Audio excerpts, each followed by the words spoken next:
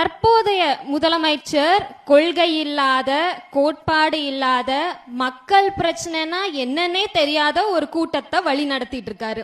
அவங்க மத்தியில கொள்கையோட, கோட்பாடோட, மக்கள் பிரச்சனையை எடுத்து பேசக்கூடிய கூட்டத்துல நான் இன்னைக்கு ஒரு அங்கமா இருக்கேங்கிறதுல ரொம்ப பெருமையா இருக்கு, ரொம்ப சந்தோஷமா இருக்கு. உங்கள ஒருத்தியா இங்க நிக்கிறதுக்கு ஒரு போஸ்டர் ஒன்று வச்சிருக்கேன். அதை வச்சுதான் இன்னைக்கு தொடங்கணும் அப்படின்னு நினைச்சிருந்தேன்.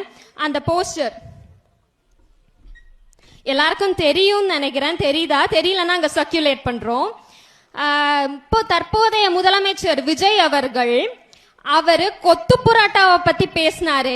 ஆனா அவர் சுட்ட தீஞ்ச தோசைய மக்கள் மத்தியில பேசுறதுக்கு மறந்துட்டாருன்னு நினைக்கிறேன். ஆனா நம்ம மறக்க கூடாது இல்லையா? ஞாபகப்படுத்திடலாம்.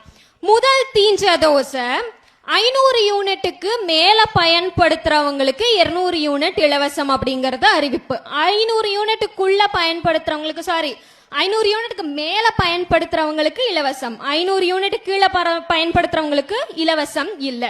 இது அது கொண்டு வந்த திட்டம்.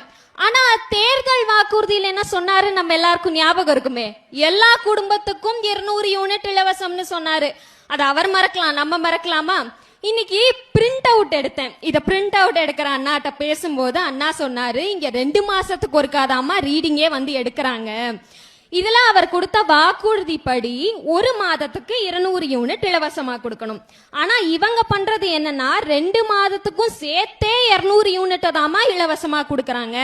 இதுல சத்தமே இல்லாம யூனிட்டுக்கு 55 பைசா வரைக்கும் ஏத்தி வச்சிருக்காங்க அப்படின்னு முதலமைச்சரையும் அவர் நடத்தக்கூடிய ஆட்சியையும் காரி துப்பாத குறைக்கு அவர் இன்னைக்கு பேசினாரு. அடுத்து வருவோம். அடுத்த கருகின தோசை என்னன்னு பார்க்கலாம். விவசாயிகளுக்கு 5 ஏக்கருக்கு உள்ள இருக்கக்கூடிய விவசாயிகளுக்கு பயிர்க்கடன் முழுமையா தள்ளுபடி. 5 ஏக்கருக்கு மேல இருக்கக்கூடிய விவசாயிகளுக்கு 50% அவங்களோட பயிர்க்கடன்ல தள்ளுபடி. இதுதான் கொடுக்கப்பட்ட தேர்தல் வாக்குறுதி. ஆனா நிறைவேற்றப்பட்ட திட்டம் என்னன்னா 75,000க்குள்ள பயிர்க்கடன் வச்சிருக்கிற விவசாயிகளுக்கு முழுமையா ரத்து. 75,000க்கு மேல பயிர்க்கடன் வச்சிருக்கீங்களா, உங்களுக்கு 50% தான் ரத்து அப்படின்னு விவசாயிகளுக்கு ஒரு பெரிய தீஞ்ச தோசையை சுட்டாரு விஜய். அடுத்து 3வது தீஞ்ச தோசைக்கு வரலாம். தமிழ்நாட்டில் பிறக்கக்கூடிய எல்லா குழந்தைகளுக்கும் 1 கிராம் தங்க மோதிரம்னு சொன்னார் தானே முதலமைச்சர் விஜய்? அப்படித்தானே சொன்னாரு. இப்போ ஆட்சிக்கு வந்ததுக்கு அப்புறமா அரசு மருத்துவமனைகள்ல பிறக்கிற குழந்தைகளுக்கு மட்டும்தான் அந்த 1 கிராம் தங்க மோதிரமா. மறுபடியும் மக்களுக்கு ஒரு பெரிய தீஞ்ச தோசை. இப்படி அவர் ஆட்சிக்கு வந்ததுல இருந்து தீஞ்ச தோசையை மட்டும்தான் மக்களுக்கு கொடுத்துட்டு இருக்காரே தவிர எந்த நலத்திட்டங்களையும் கொடுக்க கிடையாது.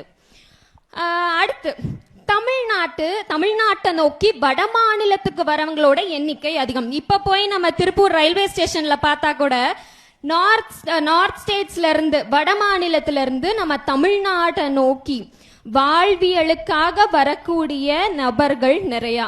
ஆனா நம்ம தமிழ்நாட்டுல ஐடி துறையிலையும் பொறியியல் கல்வியிலையும் பட்டப்படிப்பு பெற்றவர்கள் இங்கிருந்து இன்னைக்கு வட மாநிலத்துல போய் கை நிறைய சம்பாதிக்கிறாங்க. அதுக்கு காரணம் 59 ஆண்டுகளா ஆண்ட திராவிட கட்சிகள். சரி, அப்படி என்ன திராவிட கட்சிகள் பண்ணுச்சு அப்படின்னு கேட்டோம்னா, திராவிட கட்சிகளுக்கு நடுவுல எப்பவுமே ஒரு ஹெல்தியான காம்படிஷன் இருக்கும், ஆரோக்கியமான போட்டி.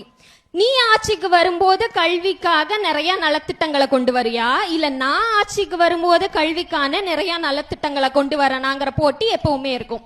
ஆனா இப்ப இருக்கக்கூடிய தாவேக அரசோ என் கட்சியையோ இல்ல ஒரு தனி நபரையோ நான் எப்படி பள்ளிக்கூடங்களையும் கல்லூரிகளையும் வளர்க்கலாங்கிற வழியை பார்க்கலாம் அப்படிங்கிற ஒரு இனிஷியேட்டிவ் மட்டும்தான் எடுத்துட்டு இருக்காங்க. கல்வி அப்படிங்கறது அறிவை வளர்க்கக்கூடிய ஒரு அமைப்பு. அங்க அரசியலையோ இல்ல தனி நபரையோ வளர்க்கக்கூடிய ஒரு மேடையா கல்வி கூடங்களை பயன்படுத்த கூடாது அப்படிங்கிற ஒரு அடிப்படை அறிவு கூட இல்லாத கூட்டத்தை தான் இப்ப தற்போதைய முதலமைச்சர் வழி நடத்திட்டு இருக்காரு. இது ரொம்ப வேதனை அளிக்கக்கூடிய விஷயமா இருக்கு அப்படிங்கறதுதான் உண்மை.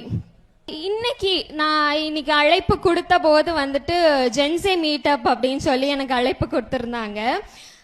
நான் சொன்னது என்ன அப்படின்னா, இறுதியா நான் சொல்லி முடிக்க வேண்டிய விஷயமும் என்ன, அண்ணா கூப்பிடும் போது எனக்கு தோணுன விஷயமும், என்னைக்கும் திராவிட முன்னேற்ற கழகம் வளர்த்தி எடுத்த கடைக்கோடி தொண்டன் இருக்கிற வரைக்கும் ஒரு கடைக்கோடி தொண்டன் இருந்தாலுமே மக்களுக்காக நீங்க என்ன எதிரான செயல்கள் செஞ்சாலுமே அதுக்கான குரல் எழுப்புறதுக்கு எங்க கடைக்கோடி தொண்டன் போதும் அப்படிங்கறத சொல்லி நான் நிறைவு பண்ணணும்னு நினைச்சேன். நன்றி.